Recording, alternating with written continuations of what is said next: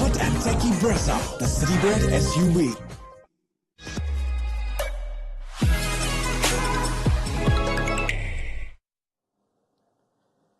You didn't see him blowing any kisses today, but on Harshit Rana's return, isn't that a picture fitting of what KKR have done? They have silenced the league, going top of the table. They displaced Rajasthan Royals at the top of the points table after match number 54 with a thumping 98-run win over Lucknow Super Giants at the Ekana Stadium on a day where they became the first team to cross 200 at this venue in 44 matches. Gives us a lot to revisit on Maruti Suzuki Arena. Presents ESPN Cricket for Timeout, powered by JBL. One final time this Sunday evening in the company of Tom Moody, Mitch McClenaghan and Wasim Jaffer. Gentlemen, thank you for your time. And wow, KKR, if ever there was to be a statement win, this is it. A very powerful message to the competition that they're a complete side, they're in form, all their departments are working very, very efficiently, and you know, what can you say? They're ready and primed for finals now, aren't they? You can't see them not ending up in that top 2 slot, which is where you ideally want to be as a franchise. As you said, they've dislodged, for now, Rajasthan Royals, who are also, you know, have been playing some pretty good cricket. Yeah, 2 versus 3 at the start of this game, but the way it panned out, it didn't look like 2 teams who were that closely matched. No, right from the outset, wasn't it? KKR, as soon as they got on top, you know, they just ran away with it. As Tom said, they just look like the complete side, and every time you watch and you're waiting to see if there's any holes that start to appear, and you know, it's not coming to fruition for any side who's watching them and hoping that there's some little kink in the armour of KKR. But the Knight Riders are really charging on, aren't they? I think their bowling's starting to come right. To see Harshit Rana come back, you know, after that 1 match span and perform well. Their spinners are operating well together in the middle, and then Mitchell Starc, you know, he was one of those guys who was out of form, but he's looking like he's getting back to his best as well. So, as a whole, even you look at their bowling line, their batting length, as we spoke about in the half-time break, there's just so much depth there. It's such a formidable lineup to come up against. You can have one-sided wins. They come across ever so often, but just highlighting how complete this performance was. Narine's 81 aside, the second highest score in a total of 235 is 32. And then in the bowling, you've got 2 different guys taking 3, Russell taking 2, which was so important, and Narine doing his job, 4 overs for 22 with a wicket. Yeah, I mean, in the batting department, everybody contributed, even though they didn't have a big score, barring Narine.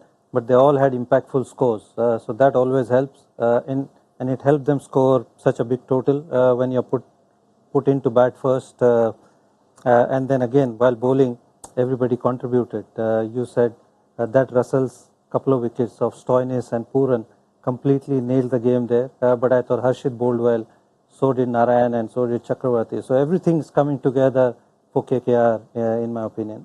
And among all these small, can't call them small, but significant wins that they're getting across their lineup, Andre Russell, the bowler, in the last couple of games, bowls a very few amount of overs, but Suryakumar and Hardik Pandya in the last game, and now Stoinis and Pooran in this one. Yeah, well, the 2 all-rounders from the Caribbean, both Narine and Russell, are back to their absolute best form. You know, they're sort of iconic IPL players. They've got a rich history with this franchise. They're part of the reason the franchise have got 2 trophies, because of their, you know, dominance over the period of time that they've been with them, and they're certainly helping this franchise get back into that potential trophy winning position again, which is remarkable when you look at where they were last year to where they've come to this year. And the conversations around these 2 players before last season, maybe even the season before that, was whether or not KKR need to start considering looking beyond them. Are there retentions? And here you are. Yep, yeah, it's fascinating, isn't it? And I think those conversations were probably quite correct at the time. I think we saw a couple of players who, for whatever reason, just weren't in the same kind of form that we're used to. The high standards that they've set in previous editions of the IPL, their whole IPL careers and international careers, they've got a pretty high benchmark, right? So if that drops a little bit, probably start to critique them a little bit more than is probably fair, because you are, as a player, allowed to go through lulls. It's just more noticeable when Andre Russell doesn't get runs or wickets, and same with Sunil and Narine. So it's really nice to see them back to their best. I think Andre Russell started to get back to his best since he's been reintroduced into that West Indies squad. He's got something that he really wants to achieve, and that's that World Cup win in just over a month's time. He really wants to get back into that World Cup side, particularly at home, and that's lit his fire, and it's been noticeable, seeing the work he's doing off the field, the performances he's now reaping on the field, and for whatever reason, Sonny's just come on that ride, it looks like, with him. Although he's ruled himself out of that World Cup.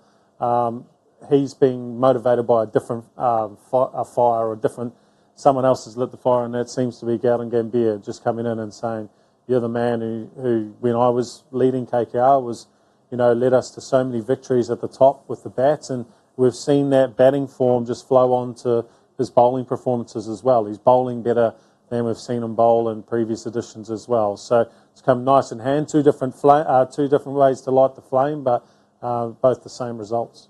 Can imagine there are quite a few people in the Caribbean trying to figure ways of somehow convincing Narine take a U-turn. No, I think he's made up his mind. Nothing will entice him. He's happy where he is, and he's happy the way he's playing. I'm sure he's playing his best cricket probably in the twilight of his career. So he's enjoying, and he's quite content. Yeah, and the culmination of all of that, Russell and Narine and this all-round display from KKR, is what you see on the points table heading into the final 2 weeks of the league stage. KKR on top, level on points with Rajasthan, but in a league of their own with the net run rate, and that is where, conversely, Lucknow Super Giants, who started this day with a net run rate of plus 0.1, now not just outside the top four, but a big dent to their net run rate. Tom. Yeah, that's a significant one. It's all well and good losing a game, and that happens. But when you lose it by, 98 runs? Yeah. That has a significant blow on your net run rate, and that may well be the difference between being in fifth position against being in fourth position. So it's effectively they've lost nearly 2 lots of points today. If it comes down to, teams in that position, third, fourth, fifth, sixth, they're all on the same number of points, your net run rate is absolutely critical, and you'll look back on moments, and they may not, but there has been plenty of occasions where teams will look back at certain games that they have lost really badly and think, well, that's the reason we're not playing finals. I remember speaking to you last season about 1 or 2 odd results for Punjab, where you felt like, if there had just been some damage limitation, could have been a different story. This feels like that kind of game for Lucknow this season. I think so. With Sunrisers playing tomorrow, if Sunrisers wins, they go really ahead, and they are ahead on the run rate as well. So they've hurt themselves, I think, LSG. And I was surprised with their strategy. We've talked about it with Kyle Mayers not being, preferred ahead of Arshin Kulkarni or Ashton Turner, like for like. I heard Quinton de Kock was available. He wasn't played. So I'm really surprised at their strategy, especially at this part of the tournament. There's only so much you can ask about the batting effort when you're chasing 235. But among the questions that are coming in, Devang Sharma asks, I don't understand KL Rahul giving that amount of respect to some of the bowlers in the power play. Yes, there were some great bowlers, but you have to score much faster. Is that a sentiment you agree with? Look, yeah, we always, this always comes up with KL in terms of strike rate. He's always treated quite unfairly. I think the benefit for KL, he's had a good last couple of games in terms of that stuff.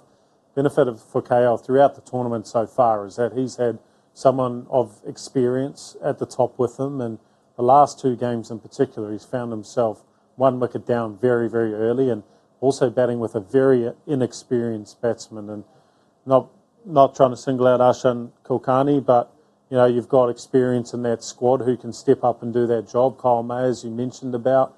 Marcus Stoinis could have gone to the top if they needed to fit someone else in, just to relieve some strike rate pressure off KL Rahul, because guys are allowed to bowl well to him, and they're also allowed to restrict his scoring areas. But at the other end, you need someone who can take that pressure off and force the bowlers to bowl poorly to give him some bad balls at his end as well. So, it's a combination of that and that they actually bowled quite well to him tonight.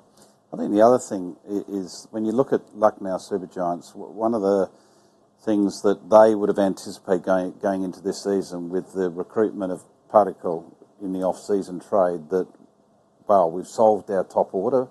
We've got a nice left-right-hand combination at the top now with KL Rahul, and that's been a complete fail. And that has really paid, it's made it very difficult for them to get some sort of continuity in their top order, which is really important. And you look at the team they're playing, they've got everything that LSG don't have, and that's, they've got Salt and Narine, arguably the best opening pair, or up there in the conversation with the best opening pair in the tournament, and all their pieces are in place. So they're constantly looking for something with regards to the right combination of both their overseas and just a couple of domestic players in that top 7, which is, ultimately hurting them.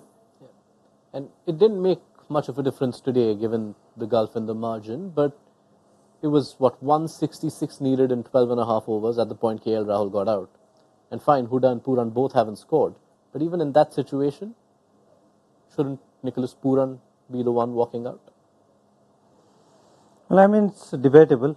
Huda is not a bad batter. Are you talking about Huda coming in early? Huda and Pooran. Yeah. I mean, I don't think it, because Huda is not going to waste too much time as well. You could argue you're chasing big scores, so you want Pooran to have more game time, and he's a capable batter. So yeah, possibly. But I think, like I said again, the problem starts at the top. Arshin Kulkarni, I don't want to name him, but he's not lit the Under-19 World Cup on fire, and you're putting him in that place where, you are in a must-win situation. So you might as well go really top-heavy, because Ashton Turner is batting at number 7. How many times he's going to turn that game on his head? Yeah. It's very, very rare. Yeah, it's a good point. And you could look at that. You could go, okay, we've got a big total to chase down here.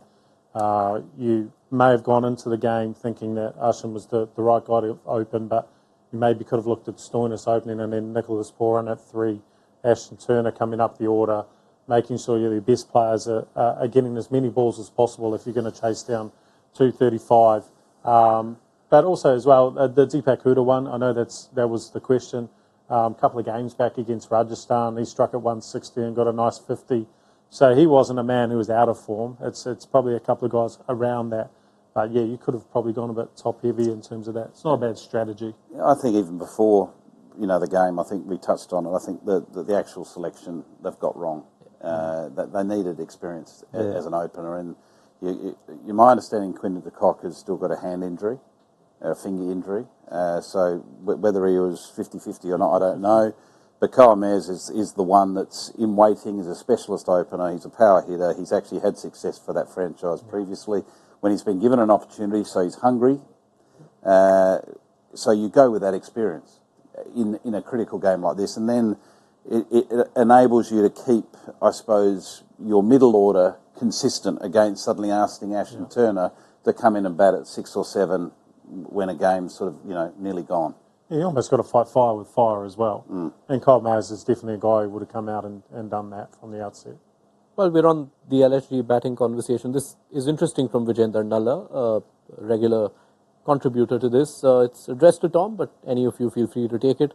Narine at the top makes so much of a difference. Could at times someone like Pooran be tried to open to disturb the rhythm of the opposition? Oh, look, if you had 5 Nicholas Poorans, you'd have them from 1 to 5. It's simple as that. It's a bit like what the conversation we have with Jasper Bumrah. His overs are so valuable. Where do you fit them in? I think the bottom line is that, yes, you could, and he has opened before, but where he's been most destructive over the last 2 to 3 years, and one of the most threatening sort of middle order players in that position 4. So his entry point is just outside of power play, but he's a good enough player to bat anywhere. But the thing is that LSG have got specialist openers. Yes. So why move a specialist middle order 6 hitter who's got an incredibly high strike rate and he's hit more sixes than, or equal or round equal with Klaasen over recent times, to suddenly fix a problem at the top of the order, and then you leave a gaping hole in the middle order. Yeah. And that's the hardest, I reckon, in T20. That 5-6 is probably the hardest spot to fill in your batting lineup. I mean, you've built teams, you've worked with batting units.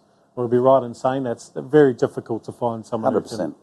Like your Nicholas Pooran type player are rare. There's many people who can open the batting and strike around, between the range of 130 and 150 with, different success from an average perspective. But, they're a dime a dozen where your Nicholas Poorans, your Hendrik Claessens, those type of players you can name on one hand. Have to perhaps revisit the bowling. As much as they've lost by this margin, a lot of it goes down to the first innings. Will today's bowling effort prompt concern about bowling against rampaging batting lineups? Well, that's the best they have. Yeah, you're talking about Lucknow, isn't it? Yeah, I mean, that's the best they have. I mean, Naveed, Yash Thakur, Mohsin, there are a couple of spinners. So I don't know if they've got anybody else in the tank. I don't think so. They used to play Siddharth. That was their strategy before. They've went ahead with that. So again, that's one of the things that worked for them. They're not doing that. So the tactics actually have surprised me, even though there are some quality players. But the way they have operated, they have surprised me. All right. We thank all of you for sending in your questions and comments. And now we'll tuck in to a rapid-fire review of this commanding win from KKR over LSG. Tom, I'll start with you. Is Sunil Narayan's campaign already among the all-time great all-round seasons we've seen in the IPL? Oh, without a doubt. The history of the IPL is a pretty proud one. If you look back historically, you've got someone like Shane Watson, for instance, has got 2 MVPs. Andre Russell has got 2 as well. Narine himself has got 1. I think that was around 17. Yeah. And he's on track to get 2 as well. So it's a pretty unique position to be in, particularly with Narine, given that this is nearly a second coming of his batting, because he went missing for a couple of years with the bat, but he's been given the confidence. He's obviously worked very hard, and he's just having an unbelievable breakout season.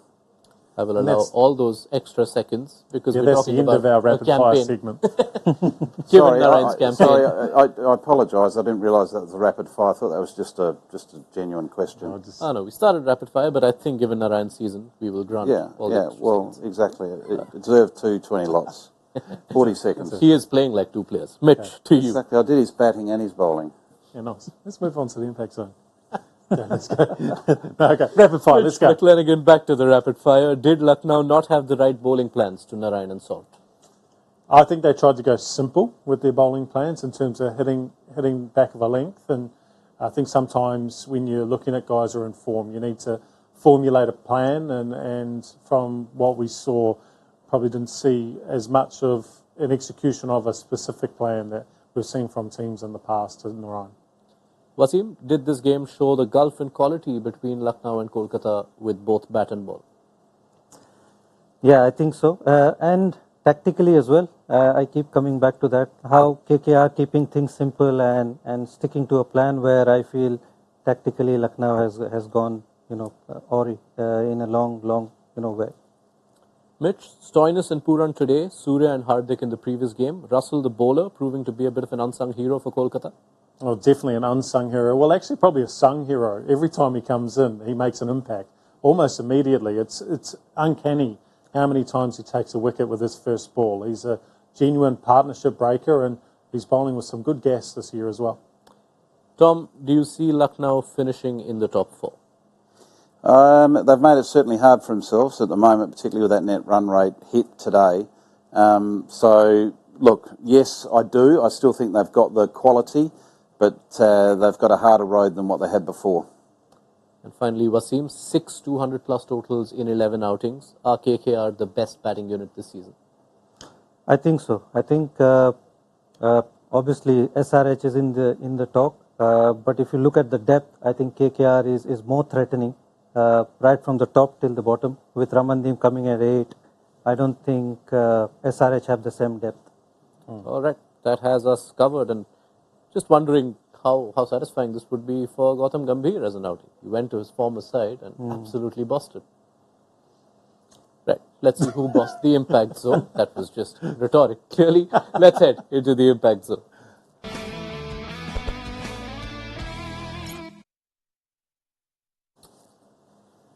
Game 1, Mitch McClenaghan sweeping it. Jeez. Wow.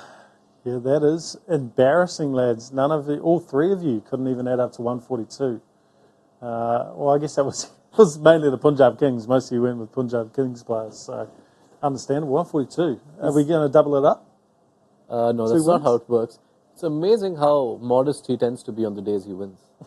Yeah. Well, they're rare, so let him at least appreciate those rare moments. You know. And we are now slipping into areas of contention because Game 2 had a lot going. But first, we'll see what happened in the second match as far as the impact zone is concerned. Was that the old table or was that the new second game? It's the second game. Nice. That's the batter you got the 110 points with. Yeah, Go ahead, speak some more, Mitch. No, it's a bowler, and you asked me to define what he was, and you said I couldn't pick him as a batter. I thought he bowled really nicely today, deserving of those 110 points, even just with the ball. Wasim, such was the margin that I can confirm that even considering Yudhvir, who came on as concussion sub for It wouldn't Mosim, have much difference here. Yeah, I take it with grace. and now we will challenge how everyone takes whatever comes, because there was a moment of contention earlier in this game when it came to the outrageous picks. Our producers have something ready for us. I think they will be on more than 70 after the power play. The power play, okay. 70 plus in the power play. 70 plus in the power play. Yeah. Power play. So That was what 70 plus, that's what he because said. he knows what I was trying to say. The ruling. Tom, he knows. You've only just come back on the couch, okay? It's been very harmonious. Everyone's been getting along. You know what? And you return, and there's contention. You're a rookie, so just you weren't here last year, mate. So just just pipe down. I think it's very clear what you said, and that's cut and dry. Okay. But Yes, so when you were writing it down, what did you write down in your little notebook? I did write 70 plus, 70 plus. which is what we've taken usually, and which is why, after a lot of contention, we felt we will award this one to Mitch McClenaghan. I do appreciate I have to stress on the fact that this was rarest of rare. There have been other occurrences, someone saying something similar to what you did, but never has the score finished exactly at that mark, which is why you put me in a grave spot of bother. I am almost trying to avoid eye contact with Tom as I speak, but Tom, on the adjudicator, this one. And I've got no comment. And I hope we don't come back to revisit this moment later. I hope we do. It'll be brilliant. It'll be great. Thank you for that. I am in need of some assistance, and I know you guys feel really sorry for me. I just want to finish above Varun, okay? I want those bragging rights. That's it. You guys can win. You guys fight out for first. I just like a fair game, that's all. But if you're going to play it that way, that's fine. Yeah. We know where the boundaries are, Wasim, don't we? Yeah, yeah. So we're working within sort of a different environment, so we can different rules try to for adapt. different people. You know? All right, gentlemen, we will call it a night on that note. And I'm not going to sleep now. Yeah. I'm going to wear the black I think band. you will still be the happier man when we see the points table, the season leaderboard the next time. And on that note, I will thank you, gentlemen, for your company and your patience, clearly, through this Sunday evening. It's been a lot of fun. It's seen so much activity on our season leaderboard and so much activity on the IPL points table. CSK began the day outside the top 4. They are in the top 4. Lucknow are number 3. They are now number 5.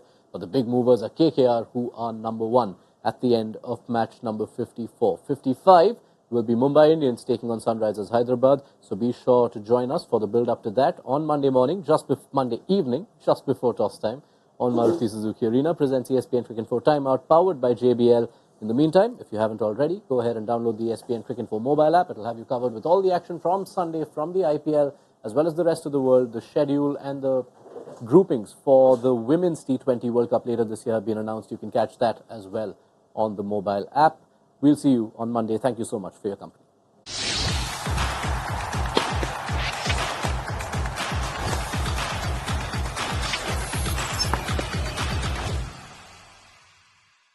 All new hot and techy Brezza, the City Bread SUV.